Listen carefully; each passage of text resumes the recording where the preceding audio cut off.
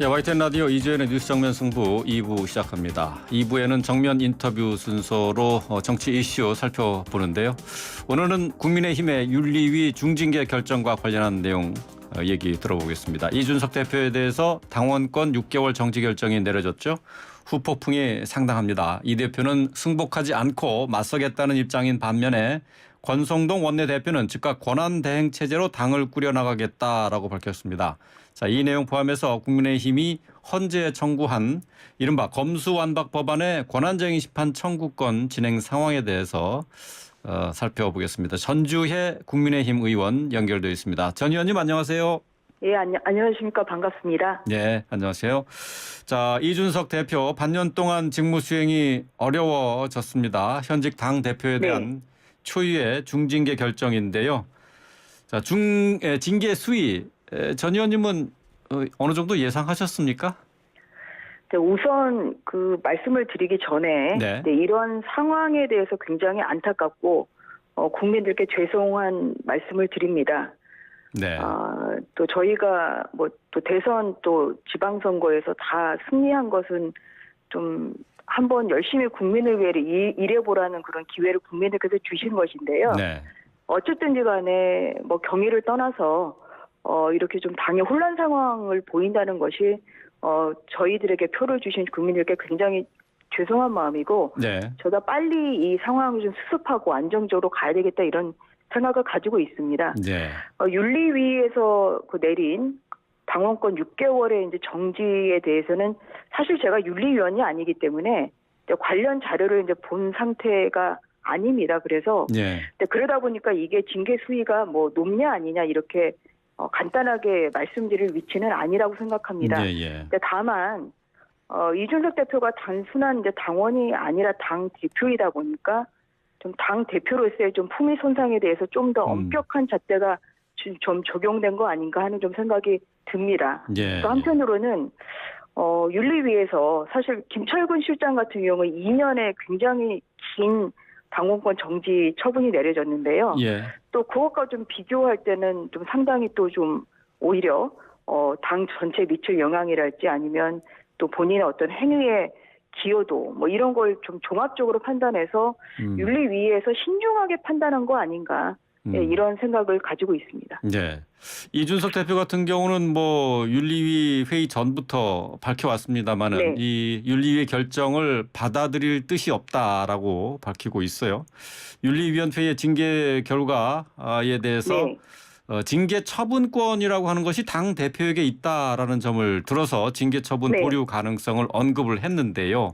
네. 실제 이렇게 해서 징계 처분을 유보시킬 그럴 가능성이 있습니까? 제가 법조인이다 보니까 당원 당규를 좀 살펴봤는데요. 예. 이렇게 당대표에게 징계 처분을 보류할 수 있는 권한은 없다고 보입니다. 당원 당규를 볼 때 윤리위원회 의결 그리고 이제 의결 결과의 통지 이것은 당대표가 하는 것이 아니라 윤리위원회가 하게 돼 있거든요. 네. 이러한 그 의결과 윤리위원회가 징계 대상자에게 의결 결과를 통지함으로써 효력은 발생해야 된다고 봐야 됩니다. 바로 효력이 발생한다. 네. 그래서 이준석 대표가 이제 이야기하시는 거 윤리위 23조 2항 규정인데요. 이 규정을 보더라도 이것은 어떠한 그런 실질적인 징계 권한 행사 이런 것을 이야기하는 것이 아니라 효력이 이제 발생한 이후에 네. 어떤 행정 조치 이런 것에 대한 이제 권한이 당대표에게 있다 이렇게 좀 해석을 하는 것이 훨씬 합리적일 것 같습니다. 그래서 징계 보류를 좀 한다는 것은 그것은 당연 당규상 그렇게 해석할 여지는 저희는 없다고 그렇게 판단하고 있습니다. 그래요. 그러니까 징계 결과의 처분 권한이 최고위원회에 있다라고 이준석 대표는 그렇게 얘기를 하고 있는데 그건 아니다라는 거죠. 최고위원회에서는 그러니까 징계 처분이 여러 가지가 있는데요. 최고위원회 의결을 거쳐야 되는 징계 처분은 제명 처분일 뿐입니다. 그 이외의 처분에 대해서는 최고위원회 의결을 거칠 필요까지도 없습니다. 그렇기 때문에 오늘 내려진 이런 징계 처분 그리고 거기에 대한 통지 이것에 의해서 징계 효력은 100% 완벽하게 발생한다고 봐야 되겠죠. 네. 뭐 권성동 원내대표도 징계 의결과 함께 권한이 정지된다 이렇게 네. 얘기를 했고요. 원내대표가 네. 이제 직무대행을 하겠다라고 이렇게 밝혔습니다. 네. 결국 앞으로 국민의힘은 비대위를 꾸리게 됩니까? 아니면은 뭐 임시 전당대회를 진행하는 겁니까? 지금 직무대행 체제로만 계속 6개월을 끌고 갈 수는 없는 것 아닌가요? 어떻습니까? 그래서 좀 여러 또 저희 당의 고민이 있을 수밖에 없습니다만 일단 그 다음 주 월요일 오후 3시에 이제 의총을 열기로 했거든요. 예, 그래서 의총을 이제 연다. 그날 예. 월요일에 열리는 의총에서 이러한 내용을 비롯한 당 방향이 결정되리라고 봅니다. 당이 하루빨리 혼란스러운 상황을 수습하고 안정된 방향으로 가야 된다는 것이 저를 비롯한 모든 의원들의 아마 같은 마음일 것이라고 생각하고 있고요. 예, 예. 이런 면에서 어떠한 결론, 뭐 비대위를 꾸릴지 아니면 임시 전당회를 진행할지 이것은 너무 앞서가는 그런 좀 말이라고 생각을 하고 지금은 그 당내 의원들 그리고 또 당원들이 과도한 해석이나 좀 표현을 자제해야 되는 그런 시기라고 보고 있습니다. 예. 관련해서 김종인 전 뭐 선대위원장 같은 경우 방송에서 이준석 네. 대표에 대한 징계가 납득이 안 된다. 국민의힘의 지지율이 한 10%는 빠질 것이다 이렇게 예상을 했어요. 또 그리고 2030 청년 당원들의 탈당 가능성도 얘기가 나오고 있는데요. 관련해서 당 분위기는 어떻습니까? 아무래도 이제 김종인 뭐 위원장님 이제 말씀하신 것처럼 저희들이 아무래도 뭐 이러한 그 당 지지율 뭐 이런 것을 물론 또 뭐 더 내려갈 수도 있는 상황은 있겠습니다만 어떠한 그런 당 윤리위의 결정에 대해서 당 의원들이 관여를 했달지 아니면 외부에 어떠한 보이지 않는 입김이 있었달지 그렇게 된 것은 아니라고 생각합니다. 그렇기 때문에 일단 그 당 윤리위원들이 또 오랜 그 검토와 또 신중한 또 결정 하에 내린 이러한 결정은 자유당에 도움이 되는지 마는지 결과를 떠나서 일단 존중을 해야 된다고 생각합니다. 그래서 남을 것은 이제 앞서 말씀드린 대로 저희가 이것을 어떻게 지혜롭게 좀 하나의 힘으로 모아서 이것을 극복해 가느냐 여기에 이제 초점을 맞춰야 되겠죠. 그리고 이제 말씀하신 이 청원 당원들의 이제 반발 이런 것도 저희가 물론 지켜보고 있습니다만 오히려 오늘 이준석 대표가 본인의 SNS에 오히려 그 당원 가입을 독려하는 이러한 그 글도 올리지 않았습니까? 예, 그렇죠. 예, 그래서 이제 그런 면에서 오히려 이러한 그 2030 그 청년 당원들의 뭐 탈당 가능성은 현재로서는 좀 낮은 거 아니냐 그렇게 보고 있습니다. 예. 뭐 장기적으로 어떻게 될지 모르겠습니다만은 단기적으로는 여론상의 부정적인 영향을 피할 수는 없겠죠? 네, 물론입니다. 어쨌든 그렇지만 저희가 일일비하지 않고 뭐 이 지지율이 또 뭐 고착화되는 것이 아니니까요. 저희들이 빨리 이 상황을 수습을 하고 좀 안정적인 국면으로 전환함으로써 또 국민들의 신뢰를 회복하고 좀 당 지지율을 높이는 그런 방향으로 이제 다음 주 월요일 의총이 진행돼야 된다고 생각하고 있습니다. 그러니까 월요일 날 최고위원 회의도 열릴 예정이고 의총도 이제 같이 열리는군요. 네네. 예, 알겠습니다. 이제 주제를 좀 바꿔서 얘기를 해보겠습니다. 지난 4월이었죠, 의원님. 그 유상범 의원과 함께 이른바 검수완박 법안에 대한 권한쟁의 심판 청구를 헌재에 제출하셨어요. 우선 청구 내용부터 다시 설명을 좀 해주시겠습니까?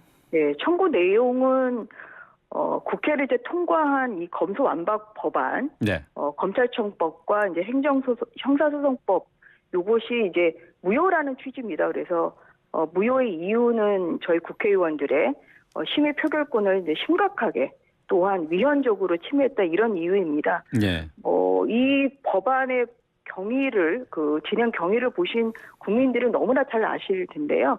이제 안건조정위원회에서부터 굉장히 불법적 그리고 위헌적으로 이제 구성이 됐죠. 민주당을 위장 탈당한 민영배 의원이 야당 몫의 안건조정위원으로 이제 참여를 했습니다. 그리고 민영배 의원은 또한 민주당 의원으로서 검수완박 법안을 발의했기 때문에 그러한 면에서도 민주당 의원이 아닌 야당 몫의 안건조정위원으로 참여한다. 이것이야말로 안건조정위원회의 취지, 결국 다수당의 횡포를 방지하고자 하는 이런 안건조정위원회의 취지를 전면적으로 무력화하고 형해한 그러한 결과입니다. 그렇기 때문에 이것만 보더라도 굉장히 큰 헌법에서 정하고 있는 대의민주주의랄지 아니면 다수결의 원리를 이것은 위반했기 때문에 저희는 이제 이런 면에서 위헌이고 위법적인 이러한 큰 절차적 하자가 있기 때문에 무효라고 그렇게 주장을 하는 것입니다. 민주당에서는 국민의힘이 헌재 제출한 이 권한쟁의 심판 청구를 취하할 것을 계속 요구하고 있잖아요. 자, 이 부분에 대해서는 어떻게 국민의힘이 취하할 의향도 있습니까? 전혀 없습니다. 이제 그 12일에 열리는 이제 헌재 공개 변론에 제가 직접 변론을 하기 위해서 지금 열심히 준비하고 있습니다. 12일에 그 공개 변론이 있나요?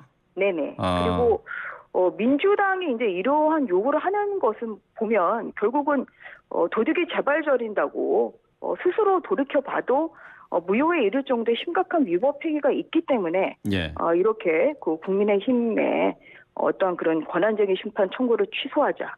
이러한 게 무리한 그런 요구를 한다고 생각합니다. 저는 이 법안에 처음부터 끝까지 참여한 사람으로서 초등학교 반장 선거도 이렇게 하지는 않을 것이다. 정말 그 심각한 법치유린이고 이러한 부분에 대해서 헌법재판소에서 제대로만 이 심사를 해준다면 저는 이 권한쟁의 심판에서 무효 판단이 이루어질 것으로 확신하고 있고요. 그러한 논리적인 그 변론을 할 수 있도록 끝까지 최선을 다하도록 하겠습니다. 이 검수완박 법안이 이제 시행되는 게 이제 2달 정도 앞두고 있어요. 그 안에 어떤 결론이 내려질 수 있습니까? 일정이 어떻게 되나요?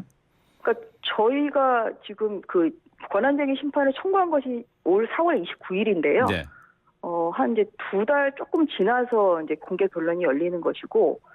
이 법이 그런데 시행이 이제 9월 12일이 예정이 되어 있습니다. 9월 12일이요. 그래서 공개 변론일로부터 한 2달 정도의 시간이 있기 때문에 헌재에서 이 법안의 심각성을 생각을 하고 또한 예를 들어서 시행이 된 다음에 이게 무효 판단을 하게 되면 그거는 더욱더 극심한 법의 혼란과 또 국민들에게 큰 혼란을 줄 수가 있거든요.